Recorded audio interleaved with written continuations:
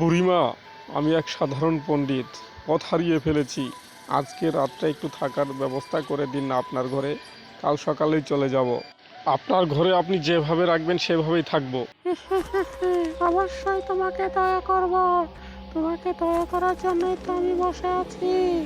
ঘরে চলো, তোমার সাথে আজ সারা রাত গল্প করব। চলো ঘরে যাই। বিশ্বাস করেন, আমি খুবই অসহায় হয়ে আপনার কাছে এসেছি। রাতটুকু থেকেই চলে যাব, সকালে আমাকে আর ডাকতে হবে না। আরে বোকা, আমি কি তোমাকে নিষেধ করেছি? আজ কতদিন হলো আমি একা একা ঘরে থাকি। তোমাকে পেয়ে আমার ভালোই হলো। দুজন মিলে একসাথে সারা রাত কাটাবো। আমি এক সাধারণ পণ্ডিত ছিলাম গুরুদাসপুরের। সেখানে মানুষেরা আমাকে খুব ভক্তি করত। হঠাৎ একদিন সেখানে থেকে আমি আরেকটি গ্রামে চলে আসার পরে হঠাৎ করে পথ হারিয়ে ফেলে এদিকে চলে আসি। তাই ভাবলাম যে একটি বাড়ি দেখা যাচ্ছে, এখানে হয়তো একটা রাত আমি কাটাতে পারি। তুমি এসেছো, ভালোই হয়েছে।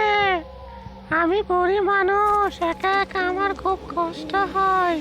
আজ রাতে দুজনে একসাথেই থাকবো, খুব মজা হবে।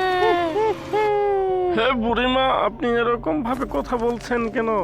আমি একজন অসহায় পণ্ডিত, এসেছি আপনার কাছে একটি রাত থাকার জন্য। আমি তো আপনার কোনো ক্ষতি করিনি, শুধু আজকে রাতটা থাকলে তো আমার হবে। আরে পণ্ডিত মশাই, আপনি এত টেনশন করছেন কেন? এখানে তো এর আগেও বহু লোক এসেছিল, চলেও গেছে। বিনিময়ে শুধু আমার এই পেটটা ভরেছে, আর কিছুই হয়নি। আপনি অসহায় মানুষ, এখানে সারা রাত থেকে সকালে চলে যান। আমারও বিনিময়ে শুধু আজকেও আমার পেটটা ভরবে। পণ্ডিত মশাই, আপনার মনে হয় ক্ষুধা লেগেছে। আপনার জন্য যদি কোনো খাবারের ব্যবস্থা করতে পারি, তাহলে মনে হয় রাতটা আপনার ভালো হবে। যাই, আমি দেখি আপনার জন্য কোনো খাবারের ব্যবস্থা করতে পারি কিনা।